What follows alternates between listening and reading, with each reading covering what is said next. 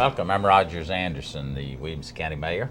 Today I have the distinct pleasure to have a conversation with our sheriff, Jeff Long. It's always great to have you. It's been a while since you've been on the show. Been a while, Mayor. Thank you for having me back. I always enjoy this. Thank you. You know, there's so many things that we could talk about, but people like to know a little bit about Jeff and his lovely wife and what are they doing, where are they coming from, what's going on new in your life, and because you're just part of the fabric of this community, and you're at the ice cream suppers and the pancake breakfast, but you do a heck of a job, and you're well respected throughout the state of Tennessee. Well, thank you for that. I enjoy getting out. I enjoy seeing the people of Williamson County. That's the best thing of my job, getting out in the community and getting to see people and talk to them. And Dora and I are so blessed. We have a brand new 9-week-old grandchild, the light of our life. We have a granddaughter. As you know, we have a 2-year-old grandson, Caden, and now we have Blakely.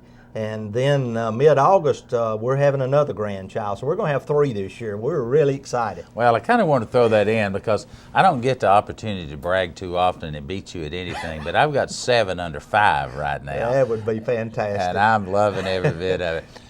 Changing subject a little bit, I know you're excited about your personal things in your life here in Dora, but something was just announced in the last couple of 2 or 3 weeks, probably hadn't made the front page of the paper yet, about some new rules that you went before a particular board and asked for some waivers on, and you got it, and it means something to our sheriff's department. Well, it really does. I'm glad to announce that we recently appeared before the Police Officer Standards and Training Commission. And the rule in the past has been that if a person who is working in a jail in a sheriff's office goes through the Law Enforcement Training Academy, they have to come out of the jail into another side of enforcement within a certain period of time, or they lose that post-certification. Now what that means is they have to go through a 3-week additional school, or if they're out long enough, they actually have to go back through the academy. So I appeared before the post about 2 or 3 weeks ago, and Williamson County is the only county that has been exempted from that, and now our deputies in the jail are allowed to hold their post-certification. The good thing about that is, as recently as y'all know, we hired our school resource officers, and the majority of those came out of our detention division. So this allows us to go ahead and get those people trained, get them through the academy, and then it doesn't take as long to get them transferred out and fill other spots as they come available. Sheriff, great news. 6-7 months ago, a New England area had a terrible tragedy that really, truly affected every town, every city, every borough across the United States in some way, shape, or form. And it was all related to school safety. And in Williamson County, with your oversight and your direction, our high schools and middle schools had our school resource officers in them. Yes. Then about late December 2012, the entire law enforcement community got together and said it was time to step up and provide that same level of comfort, protection for our elementary schools throughout Williamson County. It was a huge step, and you and the others surrounding you have stepped up to that plate. Here we are just a few short weeks from school starting in 2013, 2014 year. Where are we at on our SROs? Well, first let me applaud you. A lot of the county may not know you're the one that actually helped get this ball started. Dr. Looney and I talked about it and saw the need for it, and we came to you and you helped us get this process through, and it's the right thing to do. You know, it's hard to tell a parent that one child is more important than the other, and by protecting the high school and the middle schools, it's just as right to protect those elementary school children. And as Dr. Looney said at the time, the Newtown, Connecticut made it a game changer, really. The whole issue of school security has now changed. We are ready. We will have our last group graduating from the Tennessee Law Enforcement Training Academy. I believe it's next Friday. And then they go through a week of SRO school, and we will have every one of them in the school by beginning of the school year. We'll have every 49 schools throughout the county covered with a school resource officer. An amazing feat, and really quite short period of time when you think about the training that has to go in. Well, not only that, yes, it is. It's a lot of training you have to get them ready for. You have to do the selection, first of all, do the backgrounds on them, make sure you got the right people selected. As I said before, these positions probably are some of the most important positions that I've filled as sheriff because of the tender age of the children involved. So we had to be careful that we picked the people who, first of all, wanted to work with children, and then also knew the ins and outs of law enforcement and knew the security aspect. We're redirecting our efforts toward the security of the staff, the students, the facility, and all of that. So that was very important too, to get those people properly selected, get them through the training, get the equipment necessary for them. It's a pretty big task, but gladly we've got it done. I think it's important too that I'm not sure the general public understands the distinction between the sheriff's department and the school and who's paying for all of this. It's kind of like a lot of times you drive from Nashville to Williamson County back to Nashville, you go around Old Hickory, you go from one county to the other. If you're from out of town, you don't really know, and you really don't care. Right. And it's the same thing here, providing that level of protection. The funding came from the county general side, not from the school budget, not necessarily from yours, but you also have the oversight now of something we've never had before, and that's the SROs within the Franklin Special School District, which is something we've never, ever done, but because of yours and Dr. Snowden and Dr. Looney, we were able to fulfill that mission, and that's what we should be doing. Well, we met, as you know, we had a meeting about that and talked about it. And of course, Dr. Snowden felt like that those children needed to be protected also, and we agreed. Those people pay the county tax too. So the thing about it, I think, that is more important is the consistency. We will now have every school resource officer by the same policy and procedures. They will have the same training. They will be under the same supervision, and I think that's important. Even though it's somewhat in the city of Franklin, still it'll be good to have that continuum of everything being the same. Shifting gears a little bit, late 2012, Tennessee Department of Transportation, the Commissioner, John Schroer, and several other people were on the platform in the middle of 840, somewhere between Fairview and Thompson Station, cutting a ribbon on a new portion of 840 that had been many years in the developing stages.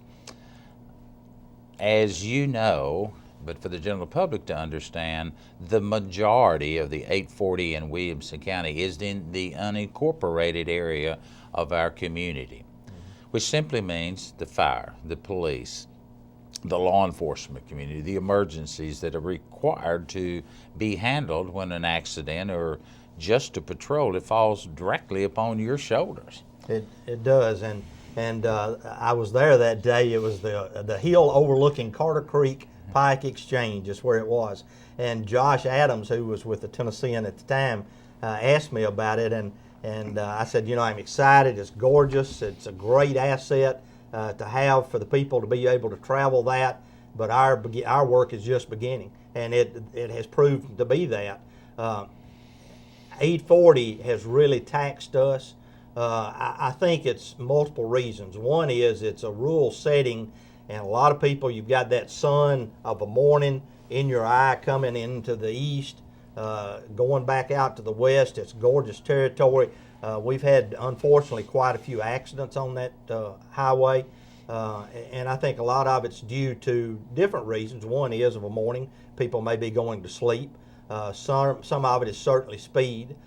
Some of it, I think, too, is it took a while to complete 840, and the petroleum product that's used to make the highway sit under the sun for quite a while. And as it does, that petroleum raises to the top, and then when it rains on it, it makes it more slick than normal. So I think that's caused some of the wrecks, but it's taxed us. I mean, we probably respond to 5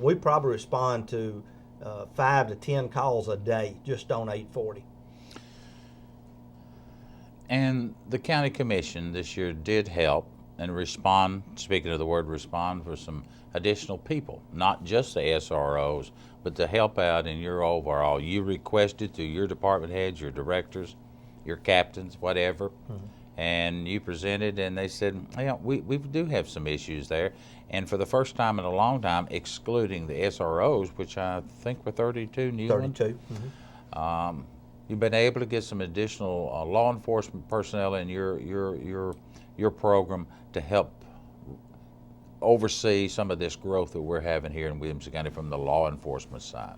Well, and we certainly appreciate that. I want the county commission to know how much we appreciate listening to us, first of all, and taking our needs at heart, and knowing that we're asking for things only that we actually need. We asked for 4 patrolmen is what were allotted. That will give us 4 extra deputies out on the road that will help us address the 840 problem and some of the others. Williamson County is growing every day. The population has grown every day. The thing a lot of people don't think about too, Mayor, is that our daytime traffic of people coming through the county is even greater. And we're responsible for the safety and security of those people. And of course, the number of accidents increase, the number of calls increase. So we needed those 4 positions just to answer those calls and try to help on the 840 issue and the other issues. Also, we needed a detective position. We had not added a detective, I think, in about 8 or 10 years, other than one we got through a grant, which was for investigating elderly abuse and things like identity theft type things like that. So that was a needed position that we got. And then also in the jail, we've got a 454 bed jail, which is the only jail in Williamson County, and the population of the inmates is increasing periodically and consistently, and we needed more people to actually be in the booking room to book those individuals in. I think our booking figures had increased about 14% in the last year, and we just don't have enough people in the booking area to get that process done. It's pretty lengthy. So the commission and you were kind enough to give us 3 booking positions, which will help us on that. Sheriff, you wear many hats. In fact, I don't know of another elected official that wears so many distinct hats. I mean, you're in charge of the law enforcement community for our county. You really have the oversight of the jail on a day-by-day basis. It goes without saying, you kind of alluded to it, we're the only jail in Williamson County. When the city, the police jurisdictions inside those municipalities, they need them to stay all night for whatever reason, they have to come to the county jail. And that's the way the law is set up. I understand that. You wear so many hats at the state level, helping to get good legislation through with our representation. You are a man of many talents, no question about it. Curveball, as old Tom Lawrence always likes to say, of the things you do, and you're always positive, upbeat. It's a challenge to be a sheriff, just like it's a challenge to be any elected official or any appointed official. What are some of the things that give you the most satisfaction out there, other than going to some of the events? That is encouraging. That's part of our job that we open up to when on Fridays and Saturdays and Sundays. We just have to do that as elected officials. But I know there's certain parts about your job, just like mine, that you really feel rewarding. Well, I think, first of all, what a blessing I have to serve as sheriff. I mean, I couldn't ask for a better position, especially in Williamson County. I tell people every time I go speak somewhere how fortunate we are to get the opportunity to live in Williamson County. This is the greatest place in the world. To answer your question, I think the most rewarding thing I probably get is those letters that I get complimenting our deputies.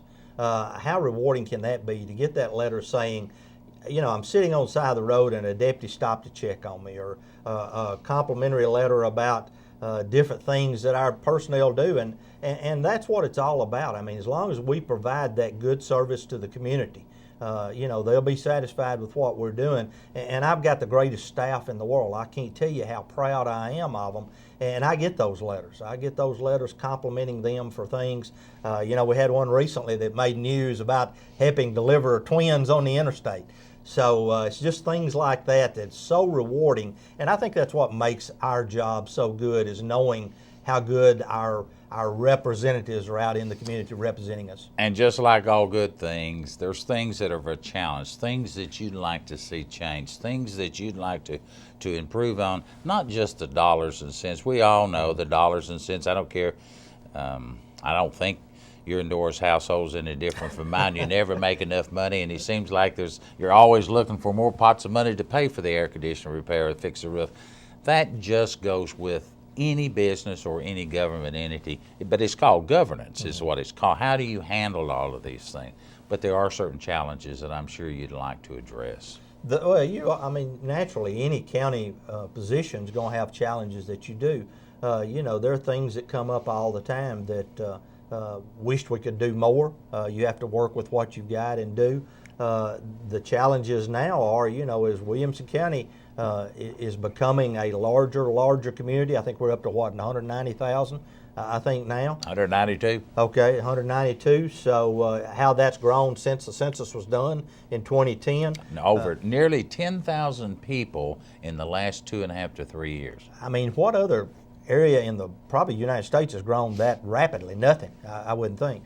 So we face challenges now. We also are facing challenges now to the modern day law enforcement, and I talk about that a lot. I don't know where people understand what I'm saying is, we've had the consistent crimes that we've had in the past, the home burglaries, the thefts, the robberies, the murders, things like that.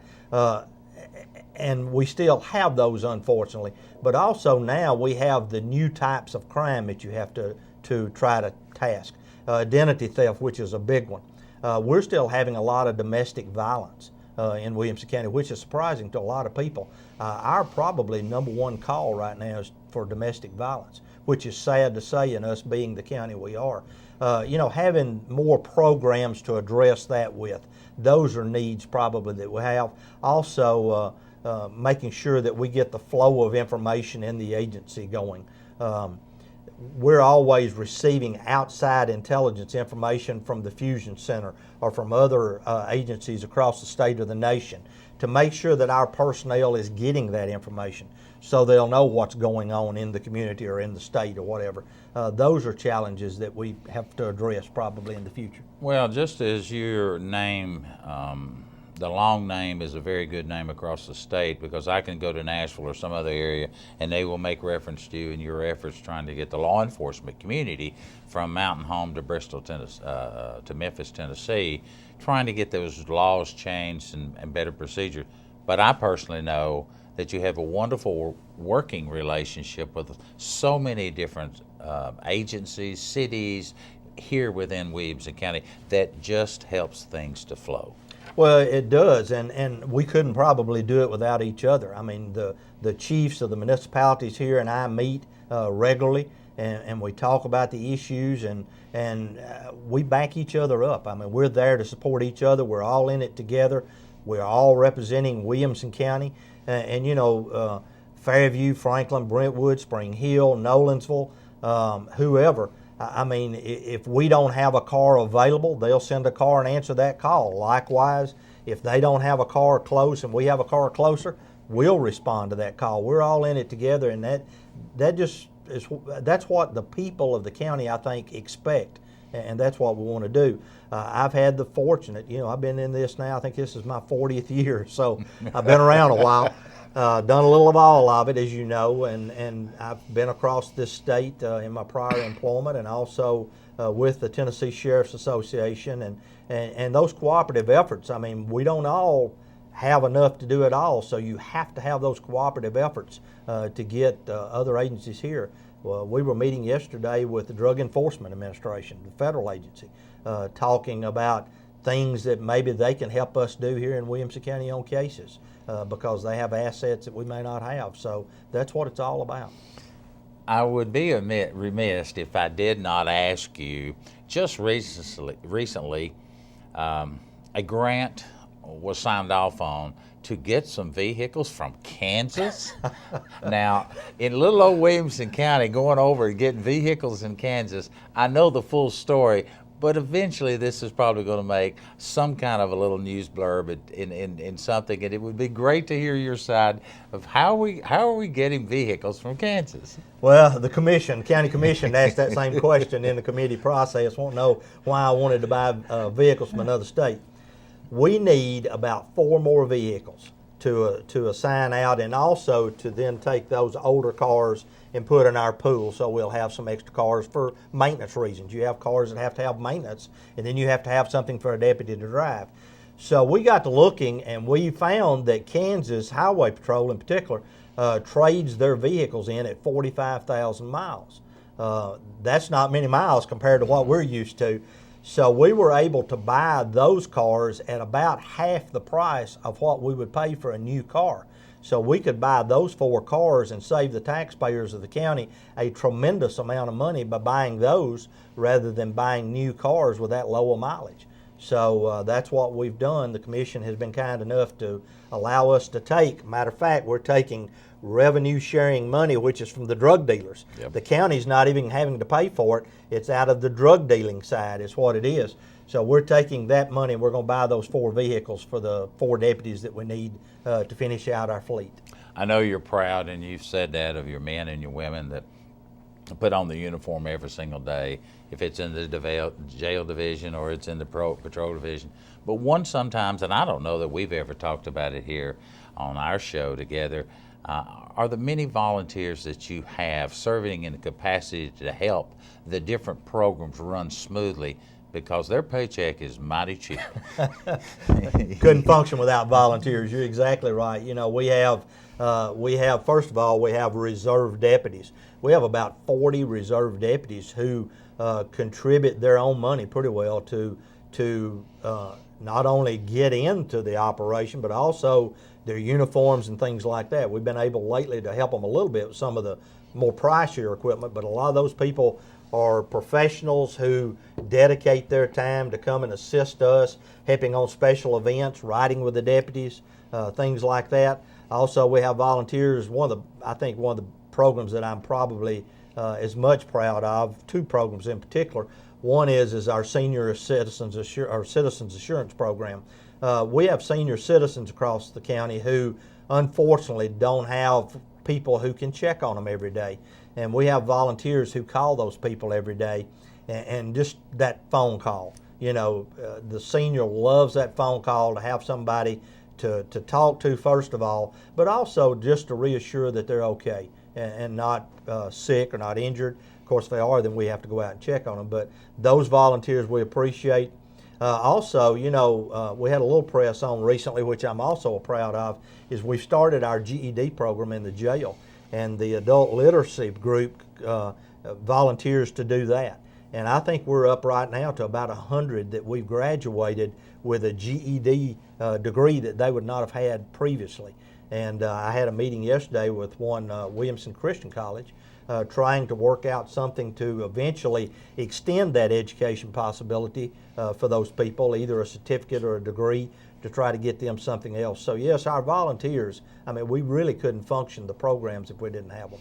Well, and what short time we have left, 4 or 5 minutes, I'm sure there are people going to be watching this and not familiar with that program. How do they get signed up, Sheriff? Well, if they'll call the office, call 790-5604. That's my direct line. My administrative assistant, Vicki Pedrick, will answer, and she'll be glad to get them signed up, get them in the right direction, who the contact is to help us with those programs. And if you're watching this show and you feel like you'd like to volunteer in some capacity, it's not just a matter of making a phone call and you too can go ride in a patrol car. There's some paperwork that is involved, but you're always looking for good men and women. Absolutely. I will tell you, we're selective. We have the pool that we have that we can select from, so we're pretty selective on who we put in a patrol car in particular. As a reserve, you have to do a background investigation. You have to meet the requirements of state law. You have to have a psychological evaluation. So it's tedious to get into, but we've got people, believe it or not, who are airplane pilots. We have people we had a vice chancellor at Vanderbilt University who was with our reserve force for quite a while. We've got true professionals who are very, very qualified. And we lost a good one. They're all good men and women, but we lost kind of a special person. He'd been a county commissioner, successful businessman here in the last year and a half, and Tom Neal. Tom Neal was a jewel, as you know. Tom was a lieutenant over our reserve force for many years, and Tom had the community at heart. I mean, that's one more way he had to serve, and Tom is certainly missed. We miss him and just miss those opportunities to sit down with him and talk to him. Sheriff, we got about 3 minutes left. I'm sure in my probing of questions, I may have overlooked something that you wanted to touch on, something that you feel that it's important to get that message out to the general public. And I ask you, is there something that I've overlooked? I usually do.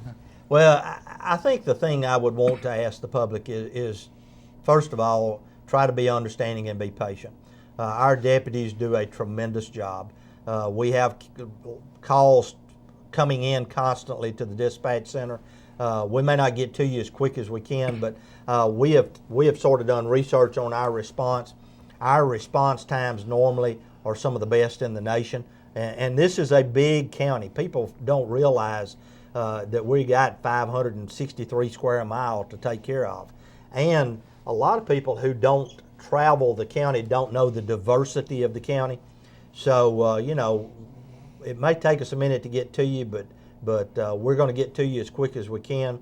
And also just tell the deputies. I mean, if you have a problem, we need the eyes and ears of the community. We can't cover all those miles. So if you see something in your community that you just don't feel comfortable with, go ahead and call us. Don't wait and not call us, and then we have an event, and then you say, I wish I'd have called. Well, we'd rather you go ahead and call us and let us check it out on the front end, and then hopefully prevent something rather than having an event happen. Budget's behind us. Thank goodness. The dollars are there. Dollars there, and we're ready to go to work.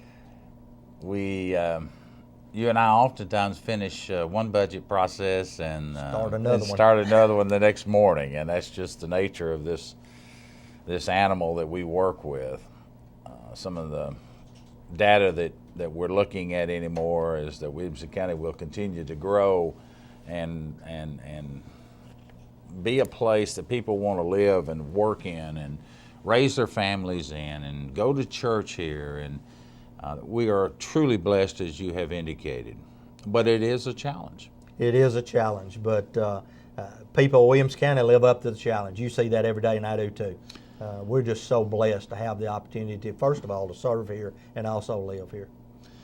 My pleasure talking to you today. Thank you for the job you do. Thank you for what you mean to our community, and not just our community, but our county, but across our state. Well, I appreciate it, and I appreciate the opportunity, and I appreciate the citizens allowing me the opportunity to serve them. It's really a pleasure. We're looking forward to being here for many more years. I appreciate it. Thank you. Thank you. I'm Rogers Anderson. As we wind up today, we say a special thanks to all of the men and women that wear the uniform. Have a good day.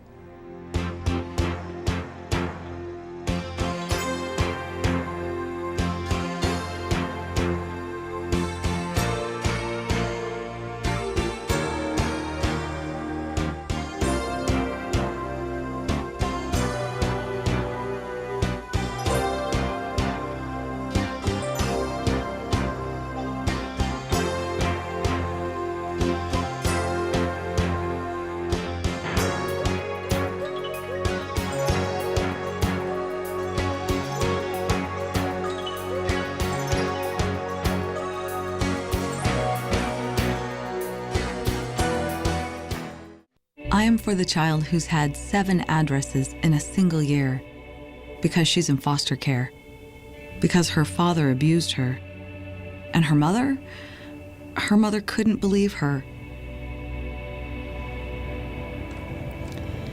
She is the child I am for. I am a CASA volunteer. I am you.